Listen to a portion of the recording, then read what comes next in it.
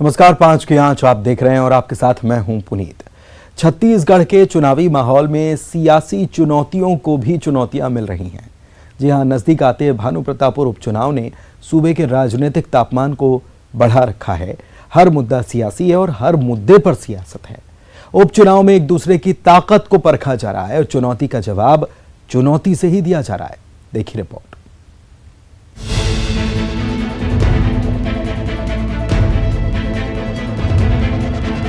छत्तीसगढ़ की सियासी जमीन पर फिर से पांव जमाने की जुगत में बीजेपी ने पिछले दिनों प्रदेश के संगठन में बड़ी सर्जरी की थी। नया प्रभारी, नया प्रदेश अध्यक्ष और नेता प्रतिपक्ष भी छत्तीसगढ़ बीजेपी को दिया गया।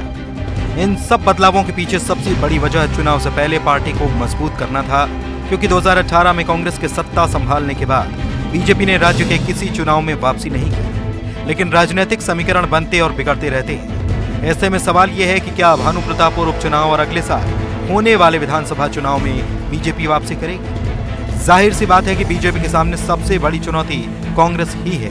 लेकिन इस सियासी हकीकत को बीजेपी के प्रदेश प्रभारी ओम माथुर कोई चुनौती नहीं मानते। उनका दावा है कि एक बार फिर यहां पर बीजेपी की सरकार बनने वाली है। भारतीय जनता पार्टी हर चुनाव को चुनौती मान के चलती है और इसलिए भारतीय जनता पार्टी चाहे छोटा हो चाहे बड़ा हो चुनाव, और हर जगह चुनौती। और मेरे सामने ऐसी बहुत चुनौतियां आई है। आपने 2016-17 का उत्तर प्रदेश भी देखा होगा, इसलिए मैं छत्तीसगढ़ को कोई चुनौती नहीं मानता। निश्चित रूप से आने वाला समय छत्तीसगढ़ के भारतीय जनता पार्टी का होगा। लेकिन ओम माथुर को सीएम भूपेश बघेल का करारा जवाब मिला है।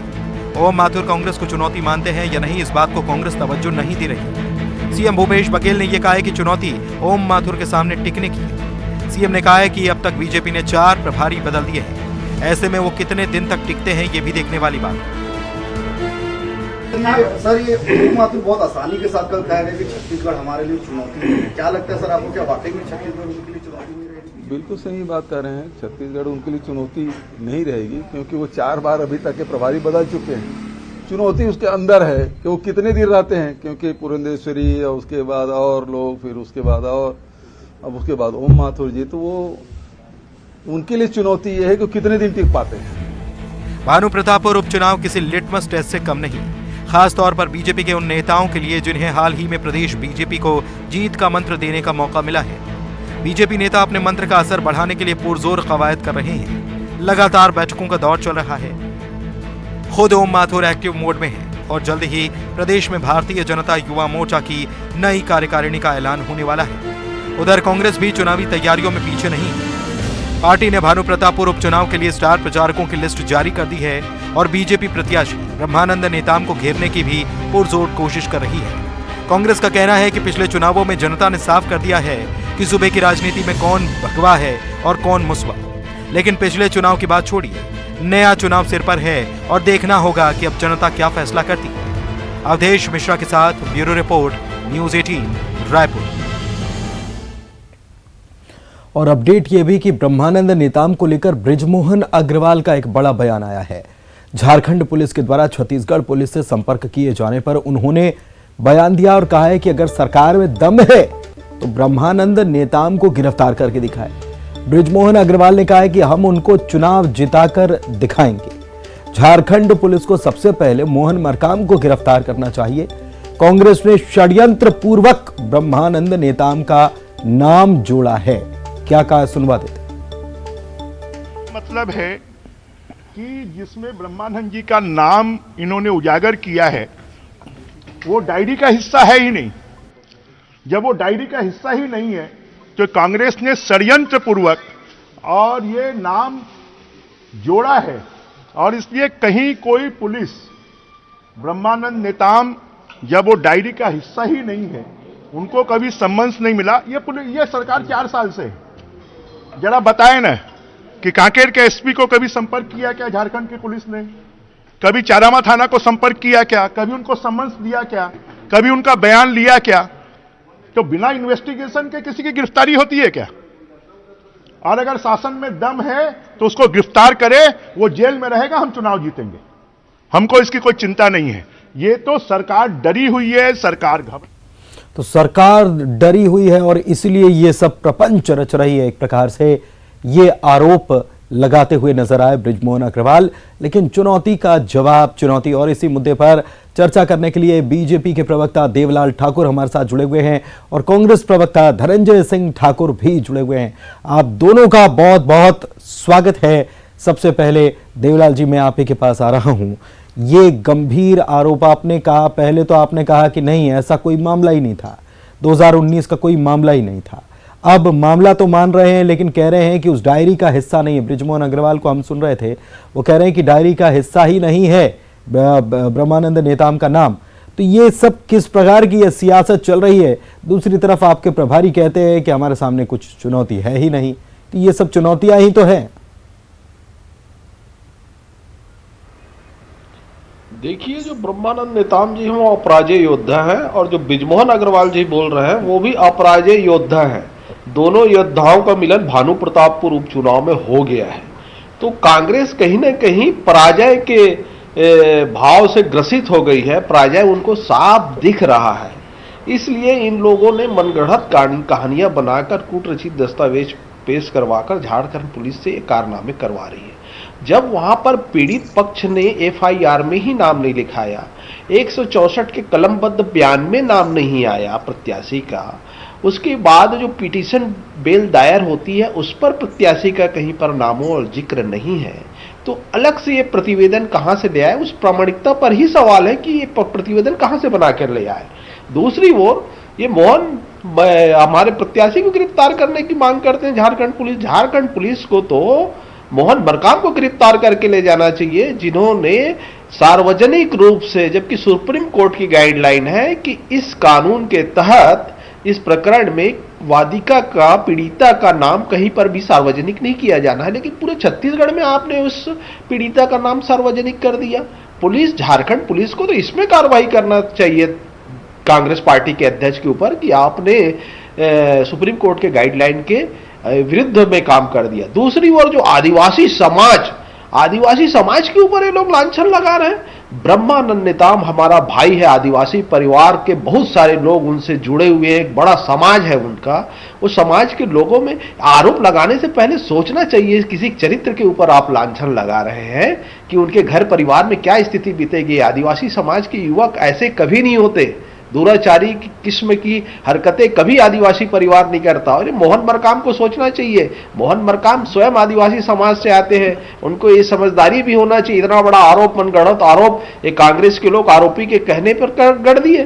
भानु प्रतापपुर की जनता आज गांव-गांव में कसम खा रही है कि इस कांग्रेस और झूठी सरकार को वोट नहीं देंगे। आप जाके देखिए भानु प्रतापपुर विधानसभा में, और कांग्रेस को इस चुनाव में इसका खामियाजा भी भुगतना पड़ रहा है। आदिवासी परिवार कभी इन लोगों को माफ नहीं करेगा कि आप जहां पर एक चुनावी हथकंडे अपना रहे हैं, जब आपको लग रहा है कि हार आपको साफ साफ दिख रहा है, हार साफ साफ दिख रही है, आप ये कह रहे हैं। धनंजय जी से जवाब ले लेते हैं। धनंजय जी, आप सुन रहे हैं, देवलाल ठाकुर कह रहे हैं कि हार आपको नजर आ रही है, कूट रचना कर रहे हैं क्योंकि आपको लग रहा है कि शिकस्त हो सकती है। कांग्रेस, जबकि बहुत सारी चीजें उन्होंने बताई कि यहां नाम नहीं है, वहां नाम नहीं है, लेकिन फिर ये दस्तावेज जो है इसमें नाम कैसे आ गया, ये जनता भी जानना चाहेगी। धनंजय जी, भाजपा नेताओं की बेशर्मी की प्रकाष्ठा है। बड़ा बेशर्म होते हैं भाजपा नेता जब बलात्कारियों के बचाव के पक्ष में जो बयानबाजी करते हैं। इससे ज्यादा बेशर्मी और कुछ नहीं हो सकती है पूरे देश में। आदिवासी बालिका थी, 15 साल की बच्ची थी, मासूम बच्ची थी, जिसके साथ दुराचार की घटना हुई रायपुर में, और 164 के बयान में उस बच्ची ने जज के सामने जो बयान जो होता है ना, ये भाजपा नेता खुद जज बन के बैठे हुए, और बच्ची, मासूम बच्ची के साथ जो दुष्कर्म हुआ, जो गैंग रेप हुआ, उसके आरोपी को बचा रहे हैं यहाँ पे। इससे बड़ा कि नैतिक पतन कुछ नहीं हो सकता है। और मैं सुन रहा था भारतीय जनता पार्टी के नेताओं को, ये तो संविधान को चैलेंज कर रहे हैं, दम की बात कर रहे हैं। मैं तो बोल रहा हूँ बृजमोहन अग्रवाल को, अगर उसमें दम है तो झारखंड लेके जाए और ब्रह्मानंद को आत्मसमर्पण कराए, औकात पता चल जाएगा। मैं शब्दों का उपयोग नहीं करना चाहता। आप भारतीय संविधान को चैलेंज कर रहे हैं एक बलात्कारी को बचाने के लिए, और वो भी बलात्कारी आदिवासी बच्ची है। सुनिएगा पुनीत जी, आदिवासी बच्ची है, 15 साल की मासूम बच्ची, जिसके साथ दुराचार हुआ, गैंग रेप हुआ, उसका आरोपी है ब्रह्मानंद नेताम, और यहाँ बैठ के सफाई दे रहा है। पूरे आदिवासी समाज इस विषय को लेकर गंभीर है और अपने आप को एक प्रकार से फीलिंग महसूस हो रहा है और एक क्या आदिवासी समाज की आड़ लेकर अपराधी को बचा रहे हैं। निश्चित तौर पर आदिवासी समाज में ऐसे अपराधी को बख्शा नहीं जाएगा। ऐसे बलात्कारी जो बच्चियों के साथ बलात्कार करे, जो दुष्कर्म करे, आदिवासी समाज ऐसे बलात्कारी को माफ नहीं करेगा। धनंजय जी, क्या आपको लगता है कि ये चुनाव जो है, ये चुनाव आपके देखिए केवल प्रत्याशी नहीं, बात चुनाव की भी अगर हम करें तो भानु प्रतापपुर का उपचुनाव जो है ये कांग्रेस और बीजेपी दोनों के लिए परीक्षा ये माना जा रहा है, लिटमस टेस्ट माना जा रहा है। मैं ये भी आपसे समझना चाह रहा हूं क्योंकि आपके ऊपर ये भी आरोप लग रहा है कि आप चुनाव हार सकते हैं, इसलिए ये हथकंडे अपनाए जा रहे हैं आपके द्वारा। तो क्या वाकई में लग रहा है कांग्रेस को कि कहीं ना कहीं कांग्रेस की स्थिति कमजोर है भानु प्रतापपुर में? भानु प्रतापपुर चुनाव जीत के कांग्रेस पार्टी 71 सीटों की सरकार होगी। 71 सीट होगा हमारा वहां पे। हमारे काम पे भरोसा है। हमने जो भानु प्रतापपुर की जनता की सेवा की है उस पर भरोसा है। लेकिन भारतीय जनता पार्टी तो बताए ना, एक बलात्कारी 15 साल की आदिवासी बालिका के साथ बलात्कार करने वाले को प्रत्याशी बनाए हैं और कहते कि आदिवासी समाज से वो है। अरे तो आदिवासी समाज अपने आप को इस ब्रह्मानंद के कारण एक अजीब सा महसूस कर रहा होगा। और आदिवासी बच्ची थी, वो 15 साल की मासूम थी जिसके साथ दुराचार किया ब्रह्मानंद ने, और भाजपा नेता को शर्म नहीं आती आप बैठ के बात करते हैं। वैसे मैं इनसे शर्म की उम्मीद नहीं करता हूँ, क्योंकि बलात्कारियों के साथ खड़े होना भाजपा का चरित्र है। यही तो रमन सिंह मुख्यमंत्री थे, उनके ओएसडी थे ओपी गुप्ता, जिस पर बलात्कार के आरोप लगे तो रमन भाजपा की सरकार ने 4 साल तक FIR दर्ज नहीं होने दिएगा। इनसे आप क्या नैतिकता की उम्मीद करेंगे? इनको कैसे हम कहेंगे इनको शर्म आएगी? चलिए ठीक है, देवलाल ठाकुर साहब से भी सवाल कर लेते हैं। देवलाल ठाकुर साहब, आप सुन भी रहे हैं, आप देवलाल जी आप सुन भी रहे हैं, और मैं फिर से एक मुद्दा और इस चर्चा में हम शामिल कर लेते हैं, और वो है आपके नए प्रभारी का आना और कहना कि कोई चुनौती ही नहीं है। लेकिन कांग्रेस तो ये तंज कस रही है कि उनके सामने तो चुनौती यही है कि वो टिके रह जाएं 2023 तक, क्योंकि आप तो लगातार प्रभारी बदल रहे हैं।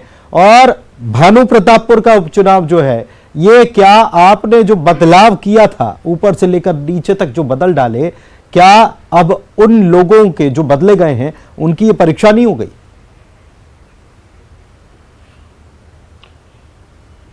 देखिए, पहले मैं एक चीज का जवाब दे देता हूं जो एक कांग्रेस के हमारे मित्र बोल रहे थे कि बृजमोहन अग्रवाल की औकात क्या है कह के। ये अमर्यादित भाषा के लिए तो इनको माफी मांगना चाहिए। और बृजमोहन अग्रवाल की औकात कांग्रेस वालों ने इस विधानसभा सीट में जहां पर बृजमोहन अग्रवाल जी लड़ते हैं वहां देख चुके हैं। उसके कद के माफिक, उसके समानांतर कोई भी कांग्रेस का आदमी नहीं है। आज तक उसको नहीं हरा पाए।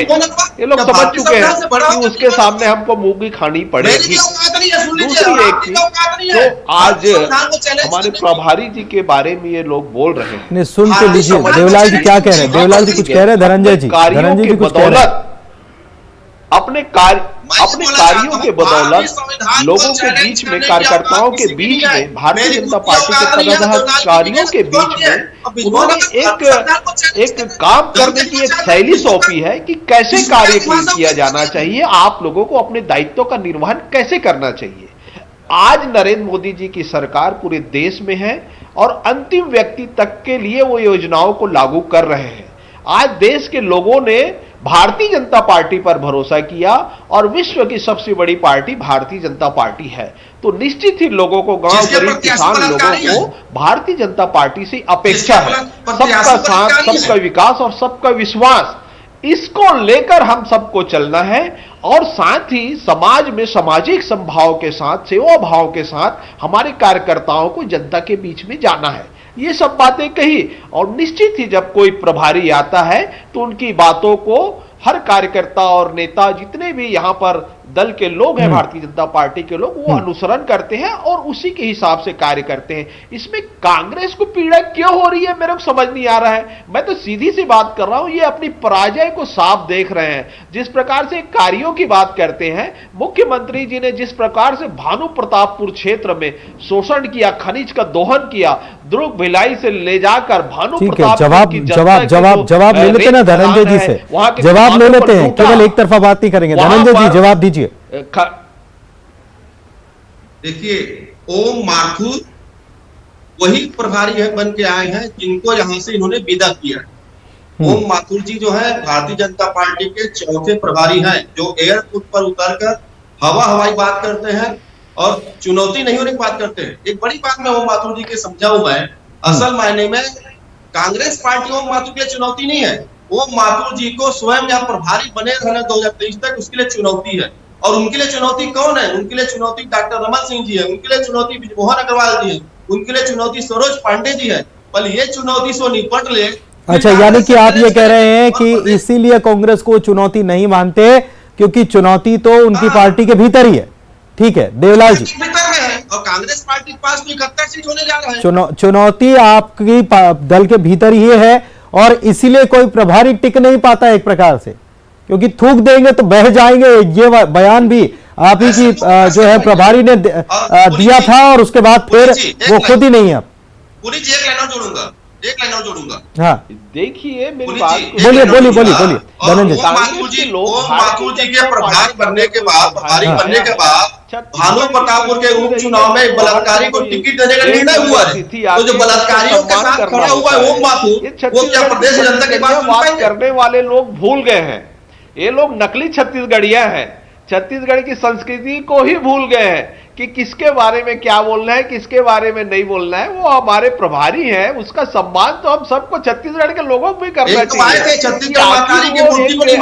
यहाँ पर कार्य करने आए हैं और कार्य करना चाहिए। भाजपा पार्टी के सामने एक कार्यकर्ता, मेरे जैसे कार्यकर्ता के सामने ऐसा बोल रहा है, इसको मैं जवाब दे सकता हूँ, लेकिन अपनी मर्यादा के कारण मैं चुप हूँ और इनको सुनना भी चाहिए। और चुनौतियों का सामना बोलते हैं, अभी तो चुनौतियों का सामना इस प्रदेश के मुख्यमंत्री करना है। जो आपकी तो मर्यादा उसी दिन खत्म हो गई जब आपने बलात्कारी को बचाने के लिए आदिवासी समाज का लिया।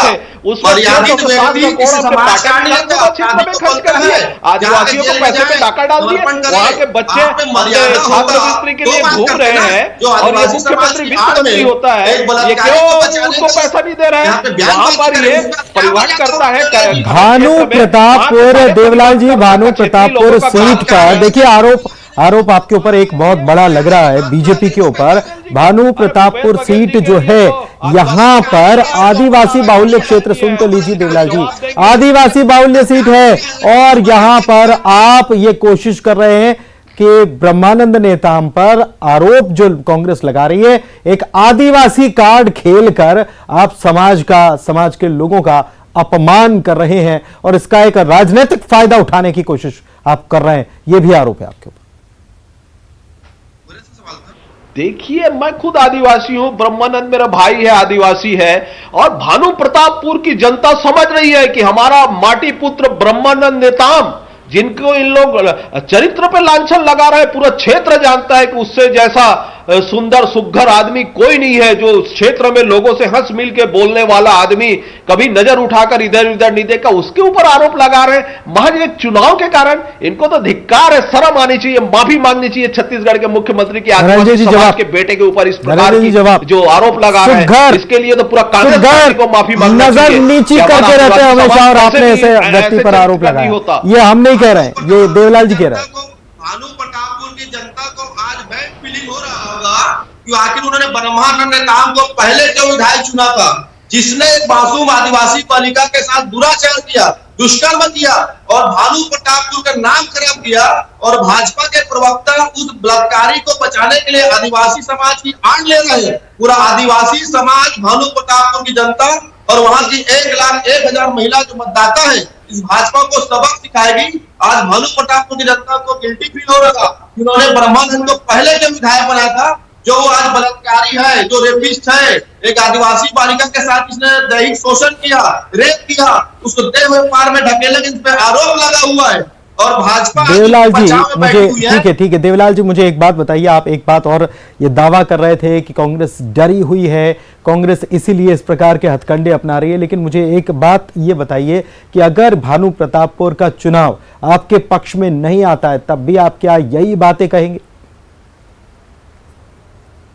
जी, अरे पक्ष में नहीं आने वाली सवाल ही नहीं है। मैं 100% बोल रहा हूं कि वहां पर भारतीय जनता पार्टी जीत रही है, आपके चैनल में बोल रहा हूं। और ऐसा मत हो कि कांग्रेस तीसरे पोजीशन में रहे, तीसरे आदिवासियों का जो इन्होंने आरक्षण कम किया है, मतलब आपने पूरी तैयारी से बोल, देखिए बहुत बड़ा दावा, बहुत बड़ा, ठीक है, बिल्कुल बिल्कुल, यह बहुत बड़ा दावा धनंजय जी ये हो रहा है। देखिए, और ये भी कहा जा रहा है कि कांग्रेस तो तीसरे नंबर पर रहने, सुन तो लीजिए, कांग्रेस तीसरे नंबर पर रहने वाली है, जबकि आप ही के साथी प्रवक्ता ये दावा करते हैं, न्यूज़ 18 पर 2 बार दावा कर चुके हैं वो, कि पिछली बार जो लीड थी उससे दोगुनी लीड मिलेगी।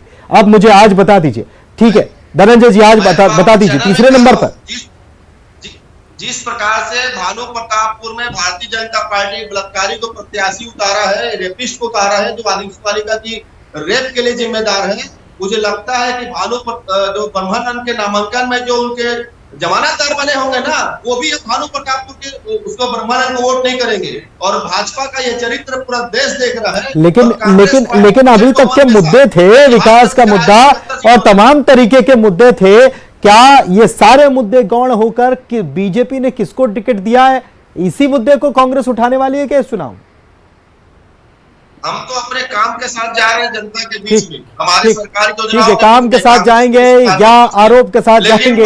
बहुत शुक्रिया देवलाल ठाकुर साहब और साथ में धनंजय सिंह ठाकुर साहब, आप दोनों का आज के इस चर्चा में शामिल होने के लिए। इसी के साथ इस डिबेट में इतना ही, नमस्कार।